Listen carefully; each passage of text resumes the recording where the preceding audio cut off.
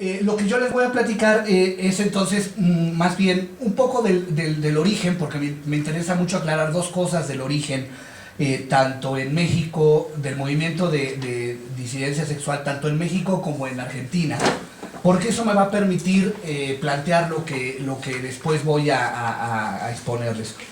Y quiero partir de dos aclaraciones teóricas que me parecen muy importantes a partir para poder plantear lo que voy a compartir con ustedes. Primero, decir que el término políticas públicas es un término que, si bien utilizo para hacer este recorrido histórico, es un término que más bien es un término mucho más contemporáneo. Es un término que en América Latina, si bien se empieza a estudiar en Estados Unidos a partir de los años 50, en América Latina empieza a utilizarse fundamentalmente a la segunda mitad de los años 80, que representa entonces otros contextos. Y cuando pienso en política pública, entonces me voy a estar refiriendo a una herramienta de gobierno que sirve para resolver problemas concretos, de grupos concretos, y que no puede darse en un contexto que no es un contexto de cierta democracia, al menos institucional.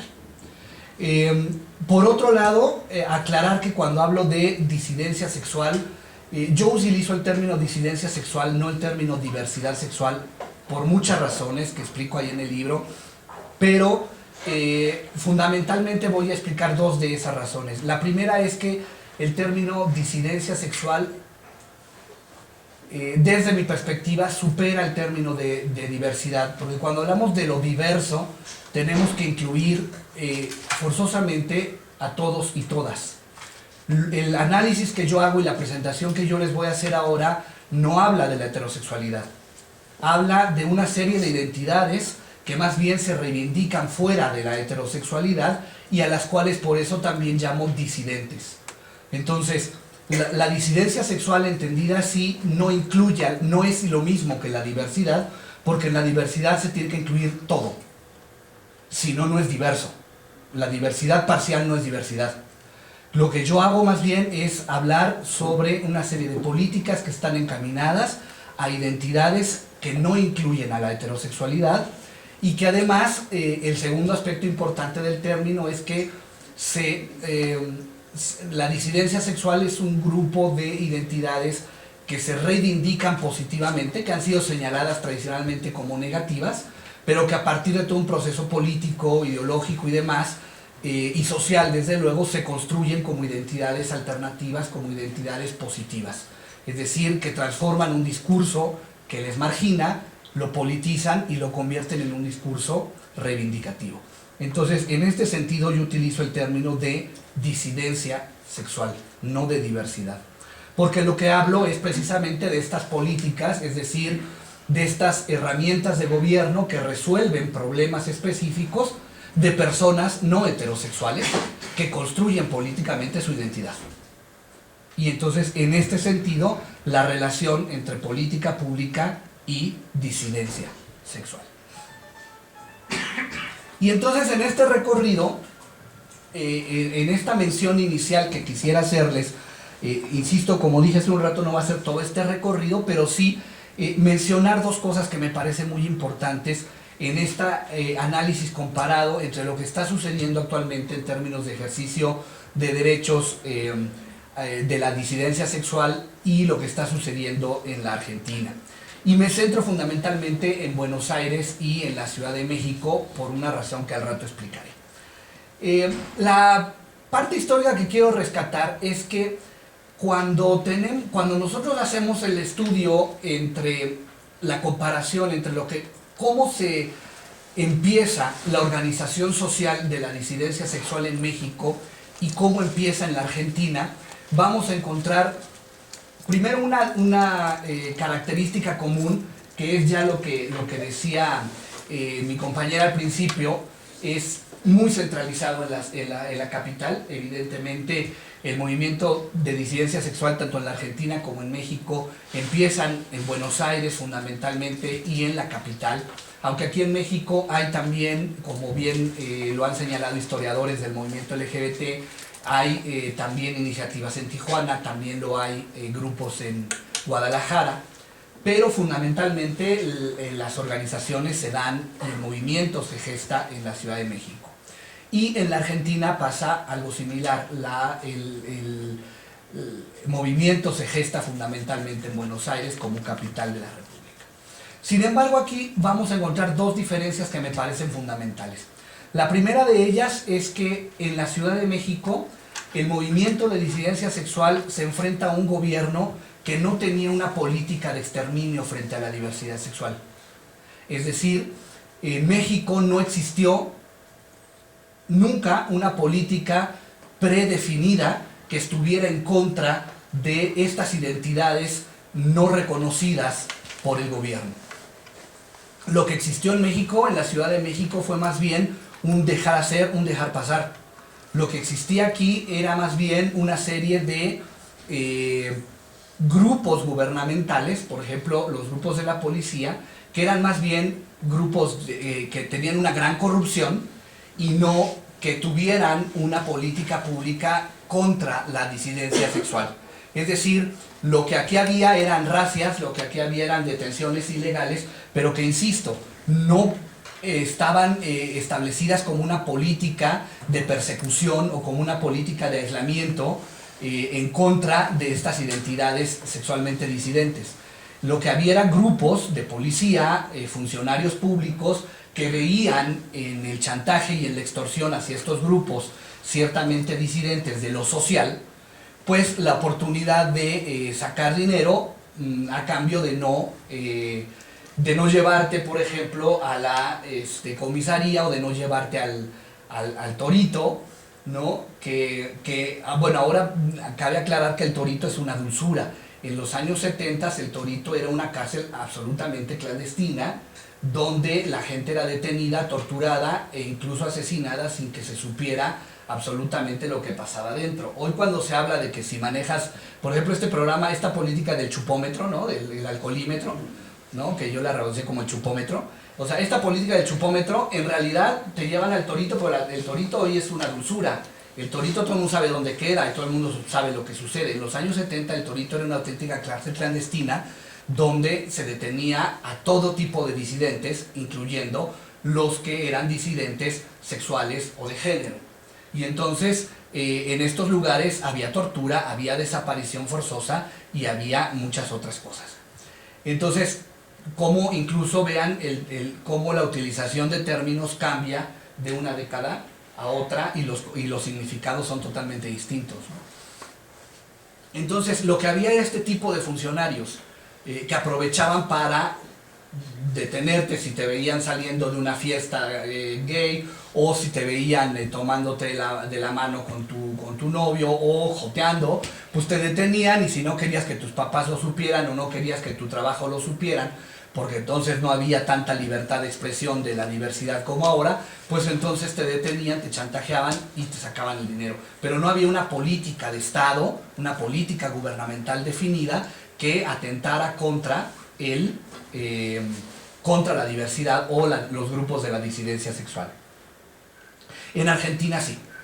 En Argentina, y esta es una diferencia fundamental, en Argentina sí existió una política perfectamente definida desde la dictadura para el exterminio de los grupos de la disidencia sexual. Entre otras cosas, porque en el marco de una dictadura, pues bien sabemos que los derechos fundamentales no son respetados, ¿no? Esto está de más que lo diga. Pero para quienes gobernaban en la Argentina en los años 70, el último tramo de la última gran dictadura, pues el problema era que no podía permitir que varones que no eran varones para la dictadura, hombres que no eran hombres, que pretendían ser mujeres, o mujeres, peor aún todavía, mujeres que pretendían ser hombres, ¿no?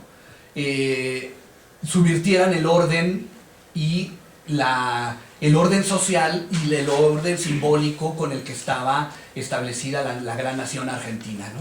Recordemos que además se trata de una dictadura profundamente conservadora y profundamente basada en términos ultra cristianos, ultracatólicos. Y entonces, pues el dictador no solo se consideraba como el gobernante que defendía el derecho de esta tierra, sino también el que defendía lo establecido por Dios. Quién sabe cuándo se lo dijeron, pero el dictador era el defensor de la doctrina de Dios. Y entonces, como Dios dice que los jotos y las lesbianas no tienen ningún derecho, y obviamente en un estado de dictadura, pues mucho menos. Entonces, aquí quiero marcar una diferencia fundamental, porque esto además va a impactar todo el desarrollo, tanto de las demandas del movimiento de disidencia sexual, como las posteriores respuestas del gobierno en términos más contemporáneos. Déjenme darles otro dato, un dato que es también muy importante. En México, y esto es algo que en muchos lugares donde yo presenté el libro y donde me han invitado a dar conferencias, les genera mucha... bueno, me lo preguntan mucho. ¿Por qué en México no existía toda esta... ¿por qué no existe toda esta capacidad de influencia de los grupos conservadores, fundamentalmente de la Iglesia? Yo siempre les digo que habría que vivir aquí un tiempo para que se dieran cuenta que sí hay influencia, ¿no? Pero la diferencia fundamental está, siempre les digo, siempre lo respondo, en que en México tuvimos un Juárez que hizo leyes de reforma y que separó la Iglesia del Estado. Y esta es una diferencia fundamental, por ejemplo, con Colombia, por ejemplo, con Chile, por ejemplo, con Argentina, por ejemplo, con el Ecuador. Es decir, en México existió desde los años de la Reforma liberal una separación entre el Estado y la Iglesia, y si bien México es un baluarte para el catolicismo en términos del número de practicantes, digamos, no es casual que el Papa Juan Pablo II haya venido 5 veces, que todavía anden paseando por ahí su estatua y sus reliquias, ¿no? Al más puro estilo del circo romano, ¿no? Ahí anda por ahí todavía peregrinando. No es casual que Benedicto vaya a venir al Cerro del Cubilete el año que viene, ¿no? No es casual. Es decir, México tiene una importancia de penetración en América Latina fundamental. Pero como siempre explico, hay... en México tenemos como muy clara la diferencia entre el espacio de lo ciudadano, del espacio público, y el espacio de la religiosidad. Y entonces tú te puedes encontrar a la misma familia gritando el 15 de septiembre, ¡Viva México, cabrones!, en el Zócalo, y tronando pitos y serpentinas, pitos de los... ¿no? Y al mismo tiempo te puedes encontrar a la misma familia el 12 de diciembre en la Basílica de Guadalupe, pidiéndole a la Virgen que le responda por todos sus problemas, ¿no? Es decir, pero hay una clara separación, y eso es una diferencia muy evidente entre México y el resto de nuestro continente americano, latinoamericano.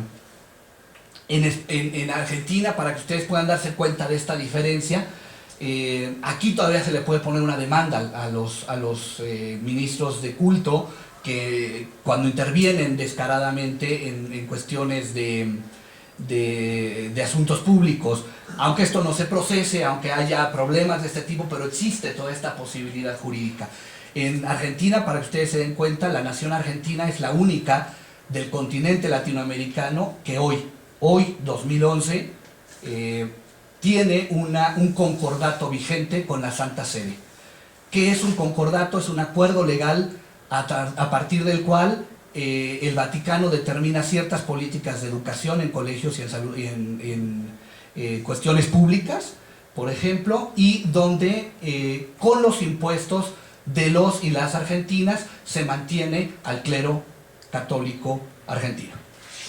O sea, el mismo que estuvo totalmente en contra de todos estos derechos de matrimonio y demás, bueno, pues todas esas campañas la hicieron con los impuestos de los y las argentinas, porque hay un concordato vigente y es el único país que lo tiene en la actualidad. Entonces, si ustedes se dan cuenta, estas son como diferencias muy importantes que van marcando el devenir de cómo se han ido organizando las cosas en México y en Argentina.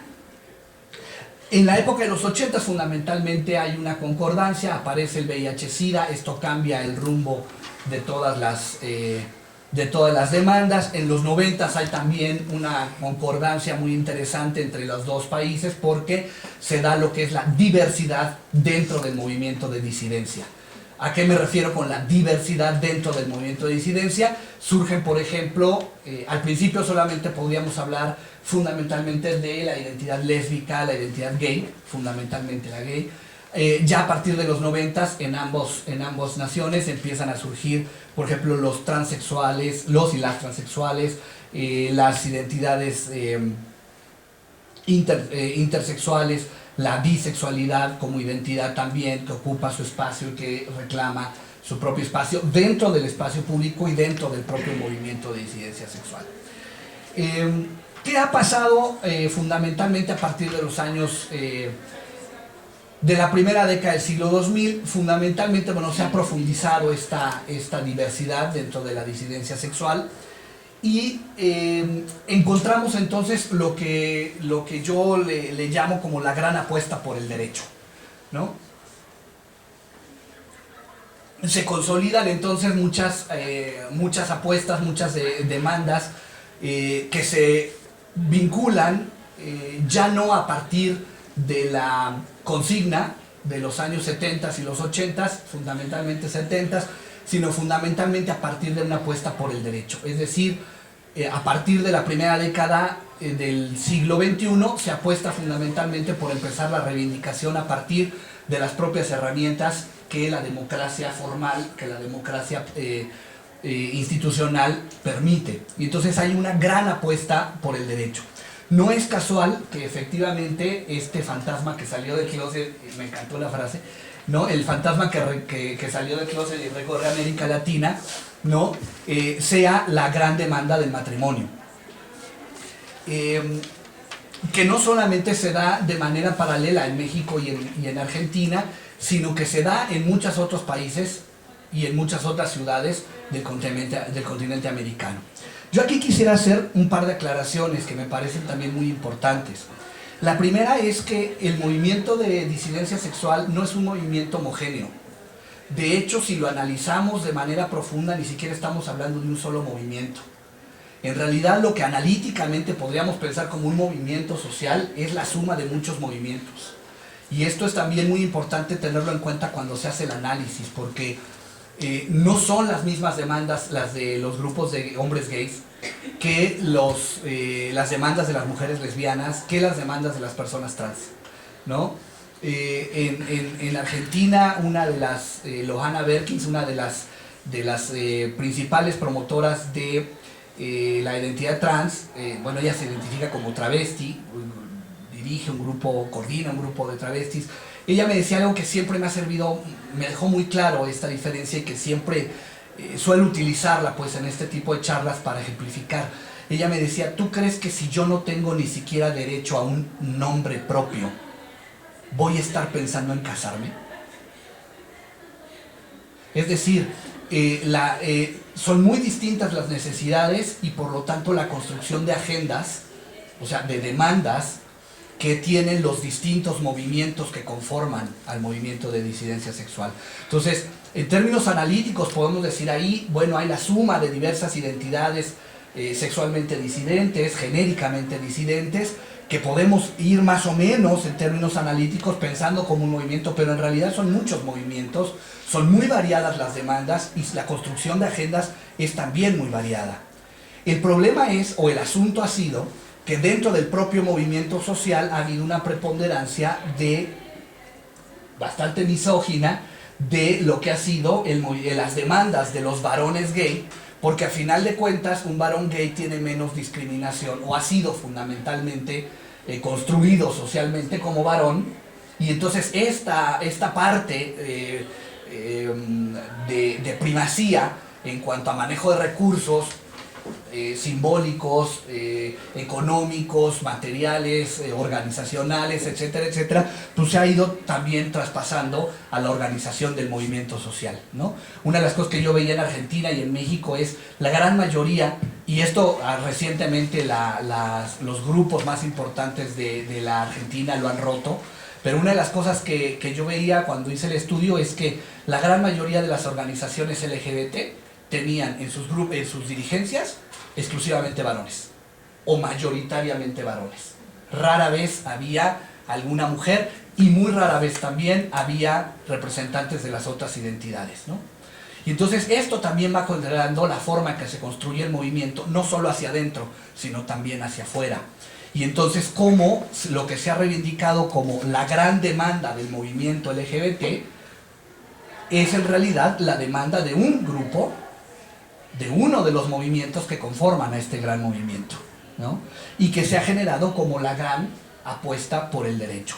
Ahora, la importancia de esta apuesta por el derecho es que juega con los mismos elementos que da el juego democrático.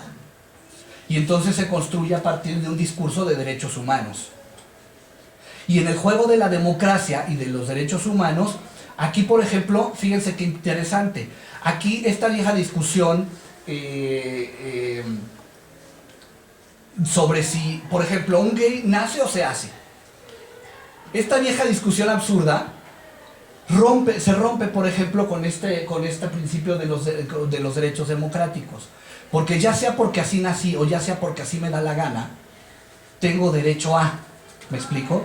Y entonces el discurso del movimiento de disidencia sexual se ha ido acoplando y ha ido retomando los discursos de la democracia procedimental y los utiliza para conquistar derechos. Y entonces a partir de esto se va generando este ejercicio de ciudadanía. Es decir, yo ejerzo derechos porque como persona tengo una serie de derechos y porque me puedo permitir ser y estar en el espacio público desde este mismo juego de la democracia que ha impuesto todo este aspecto de la globalización con sus pros y sus contras, ¿no? Quizás esta sea uno de los aspectos positivos que ha traído este rollo de la globalización y de la información a nivel mundial, ¿no? Pero también lo que es cierto es que por otro lado ha traído esto que ya se mencionaba también al principio de la exposición de la mesa, y es que también se ha generado una normalización a partir de este ejercicio de derechos. Es decir, la gran diferencia, por ejemplo, entre Argentina y México es que en Argentina tienen menos políticas que atienden a la disidencia sexual en cuanto a número, pero son más profundas, porque abarcan toda la nación argentina.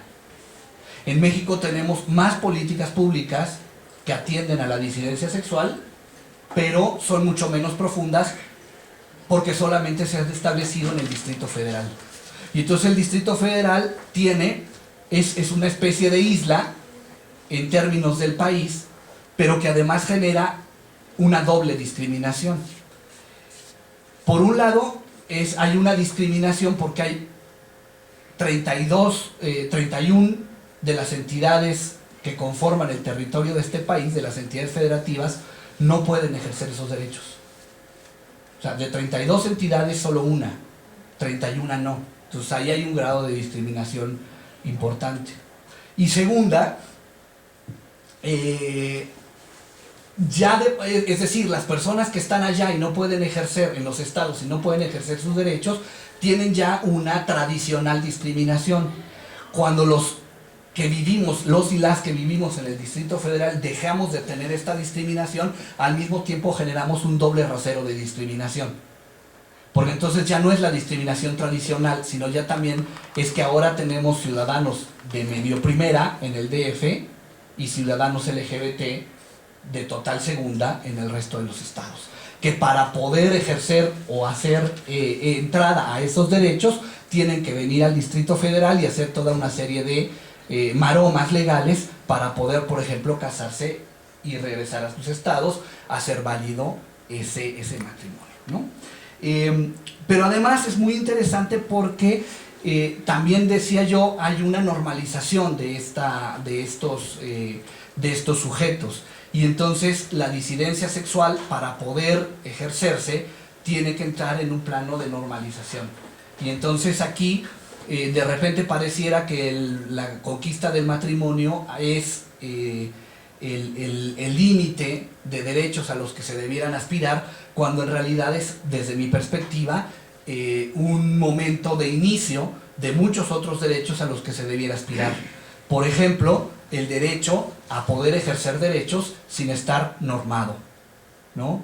En Argentina, por ejemplo, una de las propuestas de la CHA, la Comunidad Homosexual Argentina, para cuando se aprobó el matrimonio universal, era, por ejemplo, que en el matrimonio no se reconociera, cambiar toda la estructura del matrimonio en Argentina para que no se reconociera, por ejemplo, la infidelidad como motivo de divorcio, para que no se exigiera, por ejemplo, la corresidencia, es decir, me caso contigo, pero tú puedes seguir viviendo en tu casa y yo en la mía, y ejercer formas distintas de relación, que son formas distintas que se suelen utilizar o que se suelen aplicar en parejas no heterosexuales, ¿no? Sin embargo, esto no funcionó porque la respuesta del gobierno era: si yo te concedo eso, lo que me estás pidiendo es no solamente incluirte, ya no hay un discurso de inclusión, lo que me estás pidiendo es toda una revolución en el concepto mismo de matrimonio para todos y todas. Entonces, lo que se llegó fue un acuerdo de espérate tantito, inclúyete en lo que ya está y luego vemos si podemos subvertir eso que ya está. Entonces, en el Distrito Federal la tenemos todavía más difícil porque no solamente hay que subvertir eso que ya está, sino que primero hay que llevarlo a otros estados para que tengan el mismo acceso que tenemos en el Distrito Federal. Entonces es todavía muchísimo más complicado. Yo termino diciendo que quizás una de las cosas en las que debiéramos empezar a reflexionar ahora es que lo importante de generar esto como políticas públicas no locales del Distrito Federal, sino como políticas públicas nacionales y insisto que el derecho al matrimonio universal no es el punto de llegada, yo diría que es más bien el punto de partida para la búsqueda de nuevos derechos que incluyan a las identidades de disidencia sexual. Me parece que es muy prematuro y muy peligroso quedarse con la idea de que hemos arribado al gran puerto. Me parece que es más bien importante tomar nuevos impulsos desde el movimiento social y desde luego también decir que esto que esto siempre está sujeto a revisión, y si no, veamos lo que está pasando en España, donde en el último mes corrieron a casarse más de 1.200 parejas no heterosexuales, porque hoy Rajoy, la derecha, tiene mayoría absoluta en el Parlamento y con la mano en la cintura puede echar para atrás la ley que generó el matrimonio, y entonces ahí vendría una locura jurídica y social, como lo que pasó más o menos en California con la suspensión de la ley, pero esto a nivel de un país que además se ha convertido en un país paradigmático. Entonces yo terminaría diciendo que es importante no dormirse en esos laureles, porque las cosas no son permanentes, son siempre dialécticas, y las cosas que hoy son un triunfo para la diversidad y para la disidencia, mañana pueden ser un revés. Muchas gracias.